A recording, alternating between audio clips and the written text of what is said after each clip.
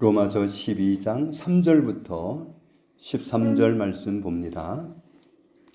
내게 주신 은혜로 말미암아 너희 각 사람에게 말하노니 마땅히 생각할 그 이상의 생각을 품지 말고 오직 하나님께서 각 사람에게 나누어 주신 믿음의 분량대로 지혜롭게 생각하라.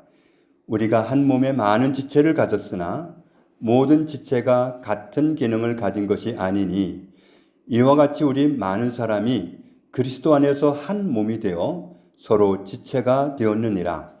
우리에게 주신 은혜대로 받은 은사가 각각 다르니 혹 예언이면 믿음의 분수대로, 혹 섬기는 일이면 섬기는 일로, 혹 가르치는 자면 가르치는 일로, 혹 위로하는 자면 위로하는 일로, 구제하는 자는 성실함으로, 다스리는 자는 부지런함으로, 긍휼을 베푸는 자는 즐거움으로 할 것이니라. 사랑에는 거짓이 없나니 악을 미워하고 선에 속하라. 형제를 사랑하여 서로 우애하고 존경하기를 서로 먼저 하며 부지런하여 게으르지 말고 열심을 품고 주를 섬기라. 소망 중에 즐거워하며 환난 중에 참으며 기도에 항상 힘쓰며 성도들의 쓸 것을 공급하며 손 대접하기를 힘쓰라. 아멘. 로마서 3장에 의하면 이 세상에 아담의 후손으로 태어난 모든 사람이 다 죄인입니다. 우리가 어릴 때 뭔가 잘못한 게 있으면 엄마나 아빠를 피하고 싶고 가까이 하기가 꺼려지는 것을 다들 경험해 보셨을 겁니다. 23절 말씀을 보니까 사람들이 다 죄를 짓는 바람에 하나님께 나아갈 수 없게 되었다고 말씀합니다. 좀 엄마 아빠를 보기가 민망하고 숨고 싶고 피하고 싶고 그런 정도가 아니라 하나님께 아예 나아갈 수가 없었다. 우리가 자동차 없이 이 세상을 살아갈 수 있을까요? 물론 얼마나 오랫동안 자동차 없이 우리 선조들이 살아왔습니까? 지금도 자동차 없이 살아가라 하면 가능할 거는 같습니다. 그렇다면 하나님 없이도 살 수 있을까요? 사실 하나님 없는 곳은 없습니다. 나도 하나님이 지으셨고 나 외에 다른 모든 사람도 그리고 우리 눈에 보이는 거나 보이지 않는 거나 다 하나님이 지으셨고 하나님이 지으신 땅, 하나님이 지으신 하늘 아래서 우리는 하나님의 임재 가운데서 살아갈 수밖에 없습니다. 시편 139편을 보면 그렇기 때문에 하나님을 피해서 자신을 숨겨보려고 해도 숨길 방법이 없다. 하늘에 높이 올라간다 해도 땅 아래 어디 다른 데로 피한다 해도 바다 끝에 간다고 해도 어디 가서도 하나님 앞에서 나라는 존재를 숨길래야 숨길 수가 없다. 어디에나 하나님이 계시고 하나님 나를 주목하고 계시기 때문에 나를 하나님 앞에서 숨길 방법이 없습니다. 캄캄하면 하나님 나를 못 보실까? 나는 못 봐도 하나님은 보십니다. 아무리 칠흑같이 어두워도 아무것도 안 보여도 하나님은 나를 정확하게 보십니다. 사람이 하나님의 통치를 거부하고는 살 수 있을지 몰라도 하나님 없는 공간은 없기 때문에 하나님 없이는 살 수가 없습니다. 하나님을 무시하고 하나님의 통치를 거부하고 그렇게 살 수는 있어요. 그런다 하더라도 우리를 사랑하시는 하나님이시기 때문에 당장 벌을 주지는 않습니다. 그런 상태로 세상을 어쩌면 무난히 살아낼지도 모릅니다. 그러나 그렇게 하나님 통치를 거부하고 하나님의 통치를 벗어나서 내 마음껏 인생을 산다고 하더라도 그 끝에 가서는 결국 자기가 살아온 삶에 대한 책임을 자기가 져야 합니다. 우리가 하나님 제껴놓고 인생을 산다고 하면 혹 가능할지는 몰라도 그 후의 인생은 참으로 비참합니다. 우리의 인생은 이 세상을 사는 이 잠깐 동안의 인생이 전부가 아닙니다.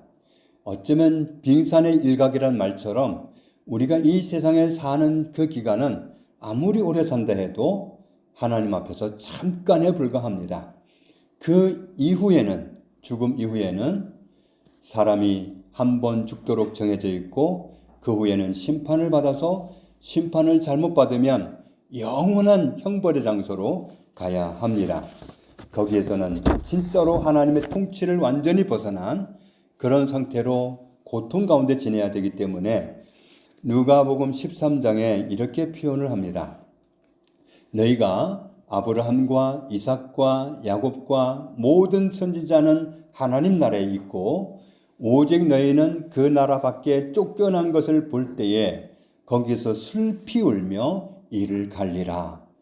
하나님 없는, 하나님의 통치가 미치지 않는 지옥으로 가게 되면 거기에서 슬프게 울면서 이를 드득 갈게 되리라. 그래 본들 무슨 소망이 있고 거기에 무슨 희망이 있겠습니까? 그 비참함, 그 참담함은 돌이킬 수가 없고 벗어날 길이 없기 때문에 정말 우리가 하나님을 알고 거기에 가는 것을 피했다고 하는 자체는 얼마나 큰 은혜를 누린 것인지 우리는 헤아리고 감사함으로 주와 함께 살아야 될 줄로 믿습니다. 그런데 하나님의 통치 안으로 들어가고 싶어도 죄인 상태로는 들어갈 수가 없습니다. 하나님의 통치를 받아들이고 하나님의 통치 안에서 살기 위해서는 먼저 죄를 해결하지 않으면 그건 용납되지 않습니다. 죄를 해결하려고 봤더니 로마서 6장 23절을 보니까 죄값을 치러야 되는데 죄의 삭은 사망이요. 죄값을 지불하려고 봤더니 죽음이에요. 죽으면 죄값을 지불하는 건데 문제는 우리가 죽으면 끝나버려요. 죽으면 끝나버리니까 죽을 수도 없어요. 그렇다면 살고 싶은데 살려면 하나님을 만나야 되는데 어떻게 하면 좋습니까? 그래서 하나님이 맨 처음부터 구원자를 보내주신다고 그렇게도 수없이 약속을 해 오셨던 겁니다. 죄값은 사망이기 때문에 하나님이 보내시는 구원자가 우리에게 오셔서 우리를 구원하기 위해서 뭘 하셔야 되느냐 하면 죄값을 대신 지불해 줘야 되는데 그게 죽음이에요. 그러니까 하나님이 보내신 구원자가 우리를 구원해 주려면 우리 죄값을 지불하기 위해서 대신 죽어줘야 돼요. 그렇지 않으면 우리는 죄에서 벗어날 길이 없습니다. 이 비밀을 모르면 왜 하나님의 아들이 오셔서 십자가에 그렇게 무능하게 비참하게 죽으셨는지 이해할 길이 없습니다. 이스라엘 백성들은 아직도 이 비밀을 몰라서 짠 하고 나타나는 그 구원자를 아직도 기다리고 있습니다. 하나님이 보내시는 구원자가 우리를 구원하기 위해서 도대체 뭘 하셔야 되고 어떻게 오셔야 되고 그렇게 구원하리라는 사실이 구약 성경에 그렇게 자세하게 여기저기 기록되어 있는데도 이 사람들이 귀를 닫고 아직도 짠 하고 나타나는, 그래서 이놈들 하고 구원해 주시는 그 대단한 구원자를 기다리느라고 십자가에서 우리 죄값을 대신 지불하느라고 대신 죽음으로서 우리를 구원하신 예수를 모르고 아직도 메시아를 기다리고 있어요. 얼마나 안타까운 일입니까? 왜 하나님이신 예수님이 사람의 몸을 입고 이 땅에 나타나셨을까요? 히브리서 2장에 그 이유가 잘 나와 있는데, 모든 사람을 위하여 죽음을 맛보려 하심이라. 모든 사람이 다 죄에 빠져 있어요. 죄값을 지불해야 되는데 죄값을 지불하려면 죽어야 돼. 죽으면 끝이에요. 그러니까 우리를 대신해서 죽으셔야 했어요. 모든 사람을 대신해서 죽으시기 위해서 사람의 몸을 입고 오셨습니다. 또 14절을 보면 우리의 죄를 없애는 죽음을 당하심으로 죽음의 세력을 잡은 자 마귀를 멸하시기 위해서 몸을 입고 오셨습니다. 또 15절에 보면 평생을 마귀에게 매여서 마귀에게 종노릇 하면서도 고통스럽고 거기에서 벗어날 길이 영원히 없는 그렇게 비참한 인생을 살다가 영원히 형벌받는 장소로 가야 되는 그런 우리를 놓아주려고 몸을 입고 오셨습니다. 16절에는 예수님이 사람의 몸을 입고 구원자로 오신 것은 천사를 붙들어 주려고 오신 게 아니라 아브라함의 자손, 하나님을 발견하고 하나님을 붙잡고 살려달라고 매달리는 아브라함의 자손을 붙들어 주려고 육신을 입고 오셨습니다. 또 17절에는 우리의 대제사장이 되셔서 우리의 죄를 직접 자기 몸으로 감당하려고, 그래서 우리를 죄에서 해방시켜 주시려고 몸을 입고 오셨습니다. 18절에는 시험 받는 사람들을 도와주시려고 육신을 입고 오셔서 다 겪으셨습니다. 그래서 주님은 우리가 육신을 입고 있기 때문에 당하는 시험, 유혹, 어려움, 모든 것을 하나도 모르시지 않습니다. 다 아시기 때문에 도와주실 수가 있습니다. 그래서 한마디로 말하면 예수님은 침뱉음을 당하고 온갖 곤욕을 다 치르시고 죽어주시기 위해서 육신을 입고 오셨습니다. 고린도전서 15장에 구약 성경에서 미리 말씀하신 대로 그리스도께서는 우리 죄를 위하여 죽어주시기 위해서 육신을 입고 오셨고 장사 지낸 바 되셨지만 성경에 미리 말씀하신 대로 다시 살아나시기 위해서 육신을 입고 오셨습니다. 로마서 4장 25절을 보면 같이 읽겠습니다. 예수는 우리가 범죄한 것 때문에 내줌이 되고 또한 우리를 의롭다 하시기 위하여 살아나셨느니라. 예수님은 순전히 우리 죄를 해결하기 위해서 오신 거예요. 우리 죄값을 몸으로 지불하려고 몸을 입고 오셨고, 그리고 부활하신 목적은 우리를 의롭다. 내가 너의 죄값을 십자가에서 완불했기 때문에 너는 이제 의롭다 하시기 위해서 부활하셨습니다. 베드로전서 3장에 있는 말씀 보니까 그리스도께서도 단번에 죄를 위하여 죽으사 의인으로서 불의한 자를 대신하셨으니 목적이 뭐냐? 이는 우리를 하나님 앞으로 인도하려 하심이라.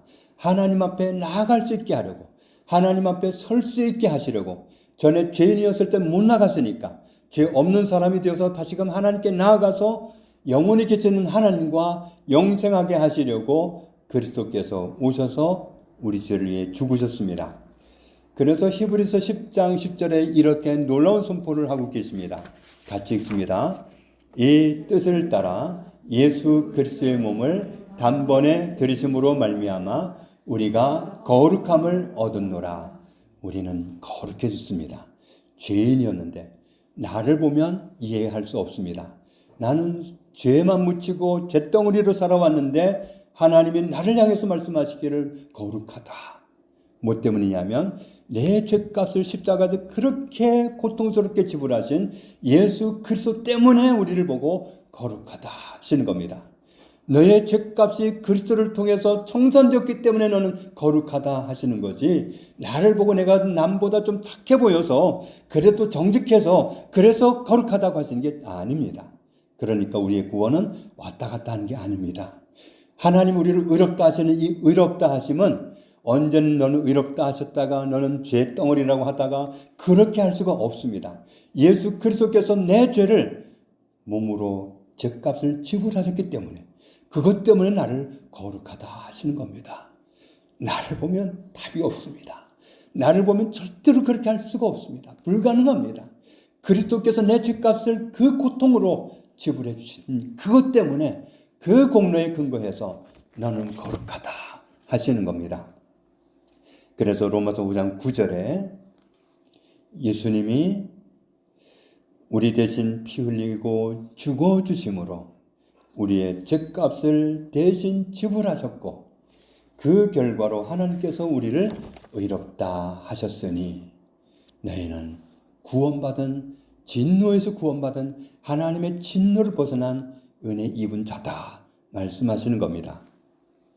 히브리서 10장에 이제 우리가 예수님의 피를 인해서 거김없이 하나님 앞에 나아갈 수 있게 되었고, 이따금 하나님께 방문하는 것이 아니라, 이따금 하나님이 보고 싶어서 하나님 생각이 나서 방문하는 것이 아니라 하나님과 함께 살 수 있게 하셨습니다.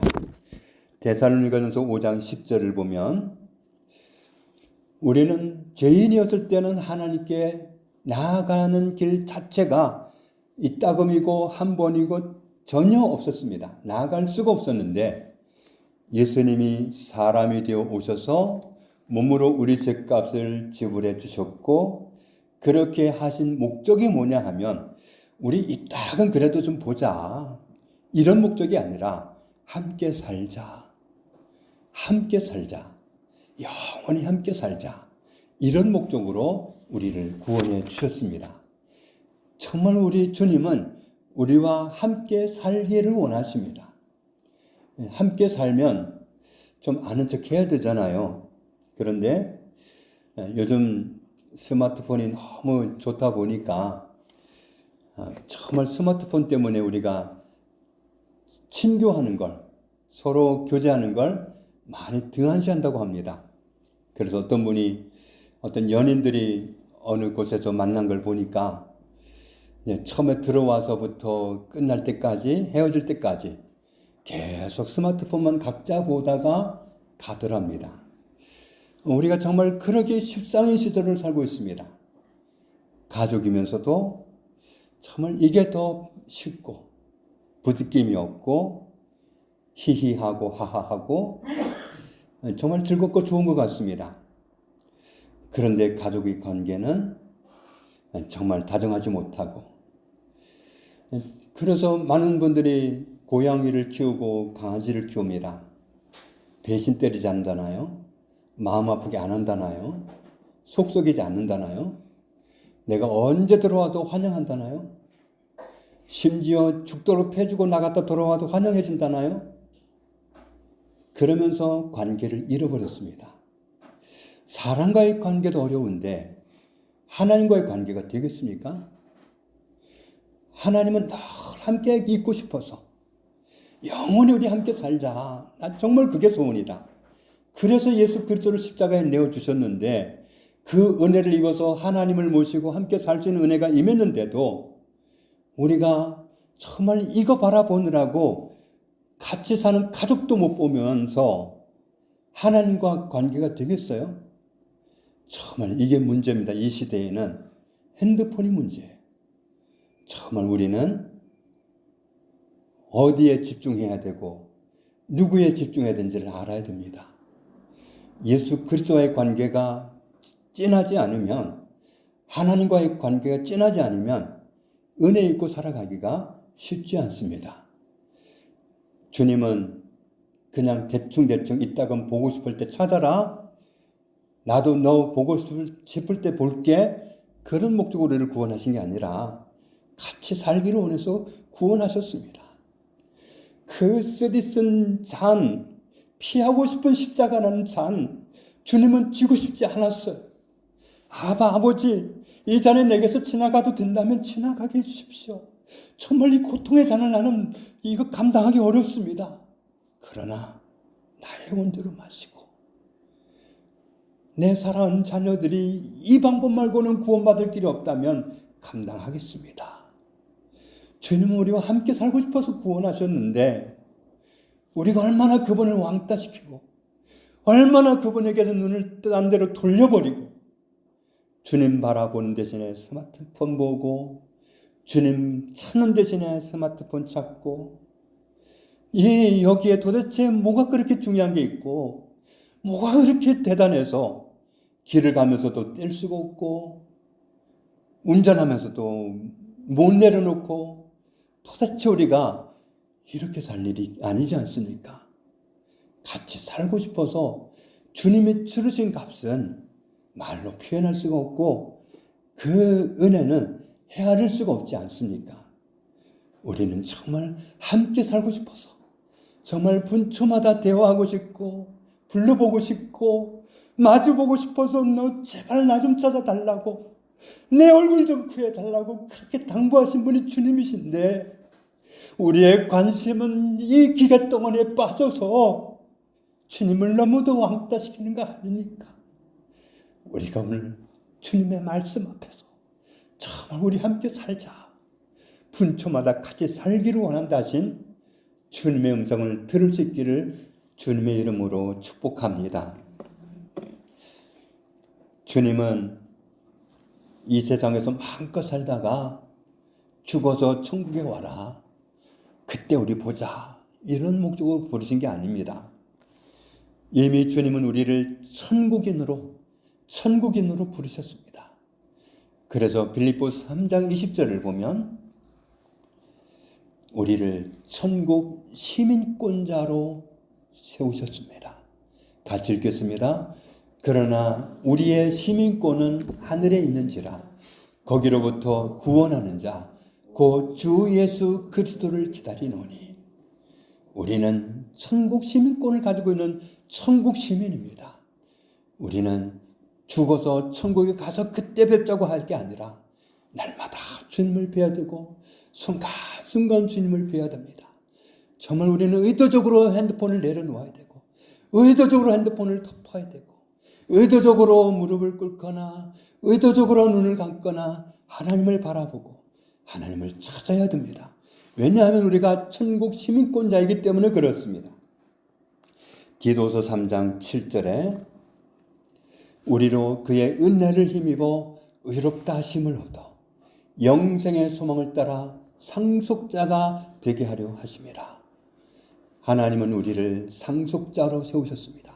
하나님이 주실수있는 모든 것을 받아 누리라고 상속자로 부르셨습니다. 그리고 놀랍게도 우리 한 사람 한 사람을 예수 그리스도의 몸으로 부르셨습니다. 골로새서 3장 15절에 같이 읽겠습니다. 그리스도의 평강이 너희 마음을 주장하게 하라. 너희는 평강을 위하여 한 몸으로 부르심을 받았나니 너희는 또한 감사하는 자가 되라. 그리스도와 한 몸이에요. 그리스도와 한 몸. 나는 그리스도와 한 몸으로 부름을 받았습니다. 다른 그리스도인은요 똑같습니다. 그러니까 다른 그리스도인도 그리스도와 한 몸이고 나도 그리스도와 한 몸입니다. 그러니까 나나 다른 사람이나 한 몸입니다. 그래서 오늘 로마서 12장에 우리가 다 그리스도의 몸으로 부르심을 받았기 때문에 우리가 서로를 어떻게 생각하고 어떻게 이해해야 되는지를 말씀하고 있습니다. 내게 주신 은혜로 말미암아 너희 각 사람에게 말하노니 마땅히 생각할 그 이상의 생각을 품지 말고 오직 하나님께서 각 사람에게 나누어 주신 믿음의 분량대로 지혜롭게 생각하라. 4절에 우리 각자의 몸을 보면 몸은 하나인데 몸에 지체가 많습니다. 귀도 있고 머리카락도 있고 이 머리카락 정리하는데 정말 여성들은 왜 그렇게 비용을 많이 받습니까? 머리카락 다 뜯어버릴까요? 그리고 모든 지체는 지체마다 특별한 기능을 가지고 있습니다. 5절 같이 읽습니다. 이와 같이 우리 많은 사람이 그리스도 안에서 한 몸이 되어 서로 지체가 되었느니라. 우리 몸에 많은 지체들이 있지만 한 몸인 것처럼 많은 지체들이 있는데 기능이 다 각각 다르고 꼭 있어야 되는데 이와 같이 우리 많은 사람이 그리스도 안에서 한 몸이 되었고 서로 각자의 기능을 가진 지체가 되었느니라. 그리스도의 은혜로 구원받고 그리스도인이 된 사람들은 그리스도의 몸으로 부르심을 받았습니다.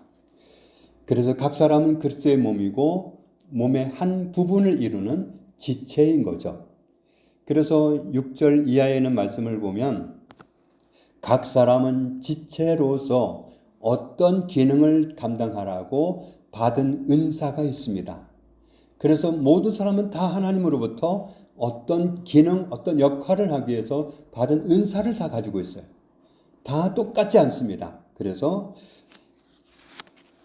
예언하는 은사가 있는 사람, 섬기는 은사가 있는 사람, 가르치는 은사가 있는 사람, 위로하는 은사가 있는 사람, 구제하는 은사가 있는 사람.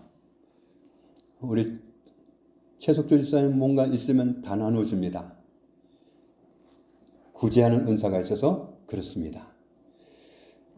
다스리는 은사가 있는 사람, 긍휼의 은사가 있는 사람. 모든 그리스도인들은 다 어떤 역할을 하라고, 기능을 하라고 받은 은사를 이렇게 다 각자 가지고 있습니다.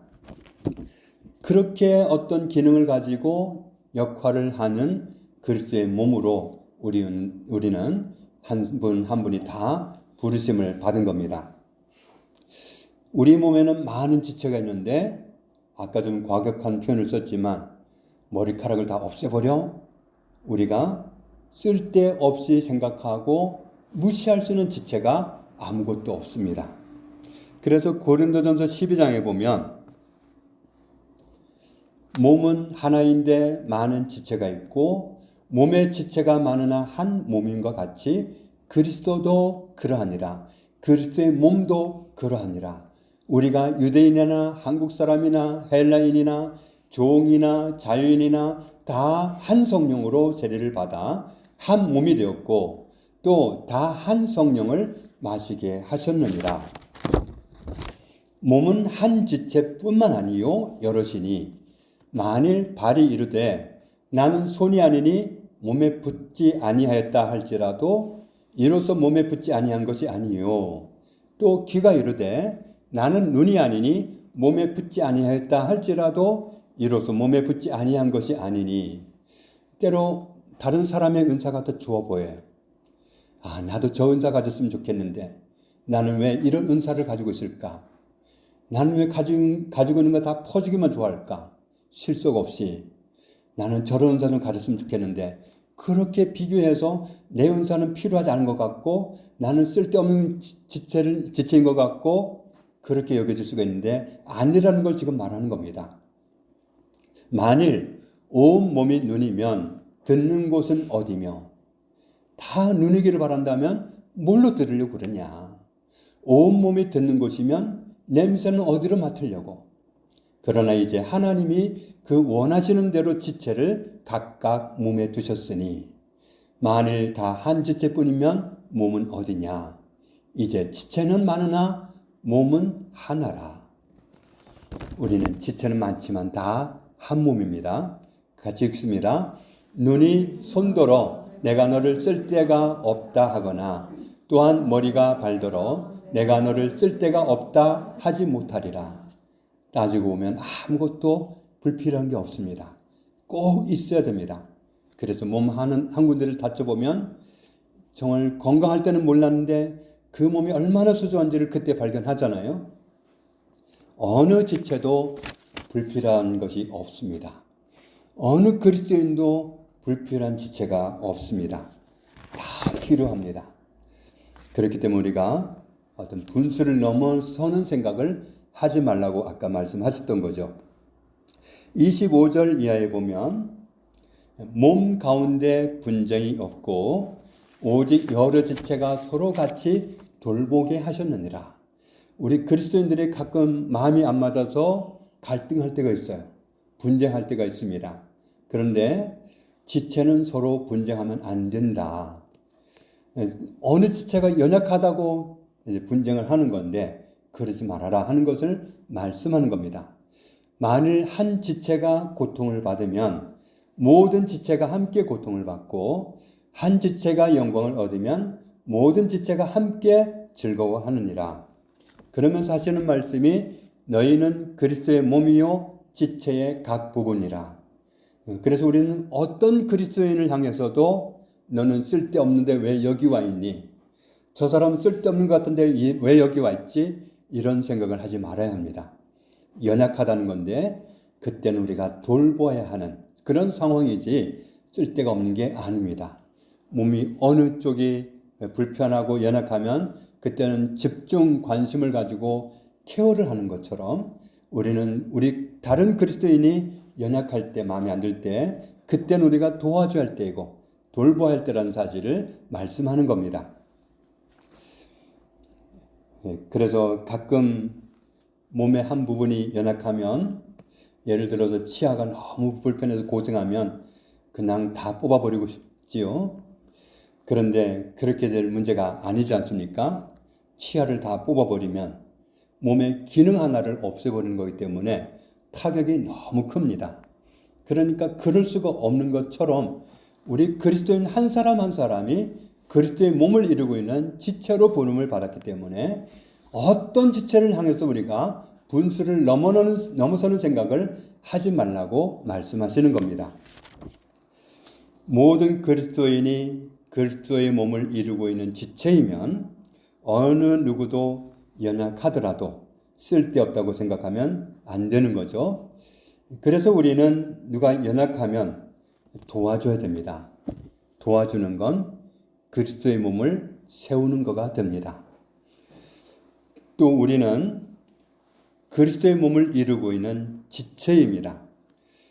그리스도를 모르는 사람들은 어떻게 그리스도를 아느냐 하면 그리스도의 몸을 이루고 있는 그리스도의 몸된 우리들을 보고 그리스도를 발견합니다. 그래서 우리가 아무렇게나 함부로 살아버리면 세상 사람들이 그리스도가 그런 분인 줄 알고 그리스도를 욕합니다. 하나님을 욕합니다. 이 세상 사람들이 왜 지금 하나님을 싫어하고 하나님을 욕하고 하느냐 하면 그들의 죄성이기도 하겠지만 믿는 사람들이 그리스도의 몸된 사람들이 그리스도를 잘못 보여줘서 그리스도를 오해해서 하나님을 오해해서 그렇습니다. 그래서 우리가 잘못 살면 하나님이 어떤 분인지 착각하게 하는 하나님을 잘못 보여주는 게 되기 때문에 우리는 굉장히 책임감 있게 살아야 할 필요가 있습니다. 세상 사람들은 나를 보고 그리스도가 그런 줄 알기 때문에 그리스도가 오해받지 않게 하나님이 오해받지 않게 해야 됩니다. 우리 각자는 각자의 입장에서 보면 개인이기도 하지만 그리스도의 몸을 이루고 있다는 입장에서는 공인이기도 합니다. 내가 잘못 살면 그리스도가 욕을 먹고 내가 잘 살면 그리스도가 영광을 받습니다. 정말 하나님은 믿어야 될 것 같아. 이런 말이 나올 수도 있고 하나님을 욕할 수도 있습니다. 그게 우리한테 달려 있습니다. 우리 한 사람 한 사람이 예수님의 몸이고 예수님의 몸으로 부르심을 받았다는 이 한 가지를 염두에 두고 어떻게 살아야 할 것을 깊이 생각할 수 있기를 원합니다. 요한계시록 3장 20절 말씀을 보면 우리가 이 말씀을 보면서 그림을 그릴 수 있습니다. 예수님이 노크를 하시는 거죠. 예수님이 어느 집 대문을 두드리시는 겁니다. 우리가 그런 그림을 상상할 수 있죠. 그래서 우리가 그 예수님이 대문을 두드리시는 그 그림을 상상하면서 이 말씀을 한번 적용해 보겠습니다. 볼지어다 내가 문 밖에 서서 두드리노니 누구든지 내 음성을 듣고 문을 열면 내가 그에게로 들어가 생활을 같이 하는 가족이 되겠다고 말씀하셨습니다. 예수님이 왜 문을 두들기실까요? 우리가 문을 잠가 놓으면 문이 안 열려서 문을 열어달라고 그러실까요? 부활하신 예수님이 제자들을 찾아오셨는데 아무도 문을 열어드리지 않았는데 예수님은 이미 들어와 계셨습니다. 예수님은 문을 아무리 닫혀 있어도 열고 들어오실 수가 있습니다. 힘이 됩니다. 권세도 듭니다. 그런데 왜 노크를 하셨을까요? 강제로 하지 않으시고 그것은 예의입니다. 주님은 얼마든지 강제로 하실 수 있지만 예의로 문을 두들기시는 분이십니다. 아무에게나 예수님이 강제로 들어가지 않습니다. 문을 두들기시고 예수님 제 안에 들어오십시오. 저를 구원하신 주님이 저와 영원히 함께 해주십시오. 저를 다스리시는 주인으로 거하여 주십시오. 요청 드릴 때 주님은 그렇게 하시지 강제로 하시지 않습니다. 그런데 사탄은 강제로 합니다. 물어보지 않습니다. 요구하지 않습니다. 아무 때나 휙 들어와서 아무 생각이나 던지고 유혹하고 정말 말도 안 되는 생각을 해서 다른 사람을 오해하게도 하고 다른 사람을 미워하게도 하고 그리고 말도 안 되는 생각을 줘서 내가 곤욕스럽게 하기도 합니다. 그러나 주님은 예의 있게 행동하십니다. 로마서 12장에서 우리는 그리스도의 몸으로 부름을 받았기 때문에 형제를 사랑하여. 왜요? 똑같은 그리스도 몸을 이루고 있는 지체이기 때문에. 나도 그리스도의 몸, 그 사람도 그리스도의 몸이기 때문에 형제를 사랑하여. 때로는 사랑하기 싫을 때도 있어요. 그런데도 사랑하여. 서로 우애하고 존경하기를 서로 먼저 하며 부지런하여 게으르지 말고 열심을 품고 주를 섬기라. 소망 중에 즐거워하며 환난 중에 참으며 기도에 항상 힘쓰며. 스마트폰 보기를 항상 힘쓰며가 아니라 기도에 항상 힘쓰며. 틈만 나면 기도하고 싶어하고 틈만 나면 무릎 꿇으려고 하고 틈만 나면 눈 감고 하나님을 찾는 그러기를 힘쓰며 성도들의 쓸 것을 공급하며 나한테 있는데 다른 사람에게 없는 것이 있으면 줄 알아라는 거죠. 손님 대접하기를 힘쓰라. 우리는 그리스도의 몸입니다. 주님 앞에서 예의가 있고